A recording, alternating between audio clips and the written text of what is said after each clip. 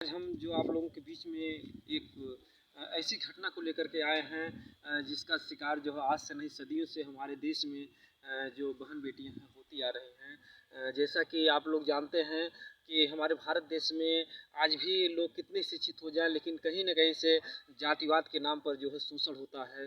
जो भी बहन बेटियां मतलब कि छोटा तो कोई नहीं है, ईश्वर ने तो छोटा बड़ा नहीं बनाया। मैं नहीं कह सकता कोई छोटी जात है, मैं तो सबको एक समान समझता हूँ, क्योंकि ईश्वर और परमात्मा जो है किसी मतभेद नहीं रखता है। चंदा सूरज चाँद सितारे जो भी है, रोशनी है, प्रकाश है, सब को एक जैसा देते हैं। वो किसी से मतभेद नहीं रखते कि छोटा ही बड़ा है। लेकिन क्या करें, बहुत अफसोस और दुख की बात है कि हमारे देश में आज भी जातिवाद के नाम पर खंड खंड हुए हैं। लोगों में इतना जो है एक दूसरे से देखकर ईर्ष्या है, जलन है कि वो अपना दांव देखते रहते हैं कि कहीं न कहीं से हम इनको मार दें, हम इनको काट दें, हम इनको अपना शिकार बना लें। तो दोस्तों, मैं जो घटना आप लोगों के बीच में लाने जा रहा हूँ, आप लोग जो बताने जा रहा हूँ, ये जौनपुर ज़िले की घटना है। यहाँ पर एक जो है दलित बेटी होती है, जिन्हें जो है गाँव देहात में जैसे चमार जात की बोलते हैं।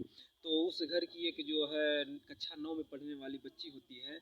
और वो जब स्कूल में जाती है तो कुछ जो मनचले लड़के होते हैं कि यादव परिवार का एक लड़का था, वह उस बच्ची को अपने प्रेम जाल में फंसाता है।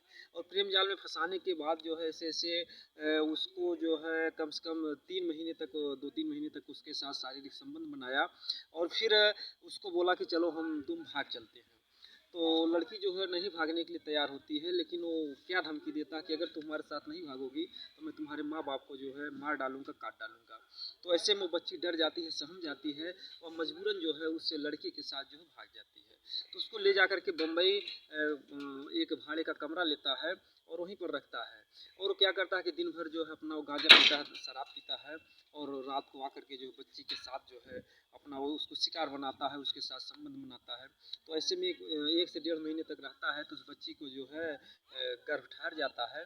तो बच्ची जब गर्भवती हो जाती है तो लड़का बोलता है कि इस बच्चे को गिरा दो और इस बच्चे को अपने पेट में मत रखो, क्योंकि तुम्हें अगर बच्चे का शौक है तो जो हमारे भाई के लड़के हैं उन बच्चों को जो है जिलाना खिलाना। वो बच्ची जिद पे अड़ती है, कहती नहीं मैं ऐसा नहीं कर सकती, मैं ऐसा नहीं कर सकती है।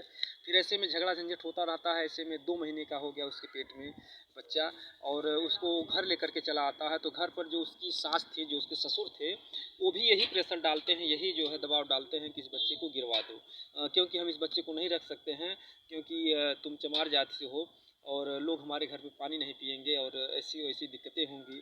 तो बहुत विचार करने की बात है कि अगर वो चमार जात की थी तो पहले भी आपका लड़का जानता था, आप लोग पहले भी जानते थे, तो उस लड़की से क्यों मोहब्बत की? आपको ऊँची जात से मोहब्बत करना चाहिए था ना। लेकिन क्या करें, वो लड़की भी जो है नादान थी, वो फंस गई। तो ऐसे में उस पर उसके घर वाले तमाम दबाव डालते हैं कि उसके बच्चे को गिराने के लिए, लेकिन वो बच्ची अपनी जिद पे अड़ी रहती है कि नहीं मैं ऐसा नहीं कर सकती। तो इसके बाद एक दिन क्या करते हैं वो लोग, दरवाज़ा बंद करके जो है दवा लाते हैं। उसकी सास जो है उसके सीने पर बैठकर उसके हाथ पकड़ लेती है। उसका पति जो है ज़बरदस्ती उसके मुंह में जो है दवा घोलकर जो है नाकों को बंद कर लेता है, ज़बरदस्ती उसको जो है दवा पिला देता है बच्चा गिराने वाले की। तो ऐसे में उसका स्वास्थ्य मतलब ब्लीडिंग भी चालू हो गया, ब्लड भी आने लगा, और उसको दवा भी नहीं कराते थे।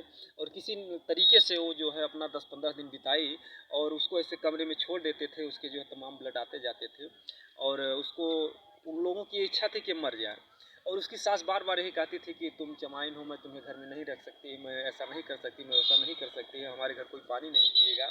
इस तरह का दबाव डालते डालते जो है वो लोग इतना जो है एक दिन मारे और उसको ले जा करके दूसरे स्थान पर छोड़ दिए। वो किसी तरीके से घर पर फ़ोन करती है, उसके पिताजी लेने जाते हैं और घर पर लेके आते हैं और थाने में जा कर के रपट लिखवाते हैं। तो वहाँ पर सुनवाइयाँ तो हो रही, लेकिन तमाम तरीके से भी है कि लोग कहते हैं कि हाँ लड़की की भी गलती है, और तमाम तरीके से वो लोग अपना आज़ाद से घूम रहे हैं। तो हमारा ये कहानी बताने का मात्र एक उद्देश्य है। अब तो उस लड़की का जीवन व्यर्थ हो गया, बर्बाद हो गया, क्योंकि सोशल मीडिया पर भी ये बात वायरल हुई। तो कहीं न कहीं से उसके शादी विवाह करने में ही अड़चनें आ सकती हैं।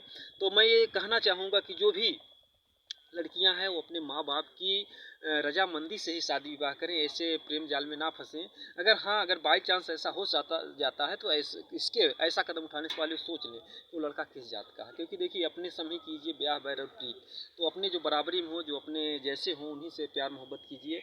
और क्योंकि कहीं ना कहीं से जो है आप दोनों या तो उस लायक हों, पूरे समाज को आप बहिष्कृत कर दीजिए, चाहे जैसे हम एक दूसरे का साथ निभाएंगे, नहीं तो इसी तरीके से आप धोखा लोग खाते रहेंगे और बच्चियों का जीवन बर्बाद होता रहेगा। तो दोस्तों, ये हमारा वीडियो कैसा लगा आप लोग कमेंट में ज़रूर बताइएगा।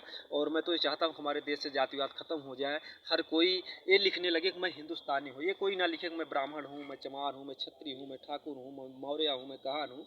हर कोई अगर अपनी टाइटल ये बना दे कि मैं एक हिंदुस्तानी हूँ, तो हमारा देश आज पूरी दुनिया में सबसे आगे हो जाएगा। दोस्तों, जय हिंद।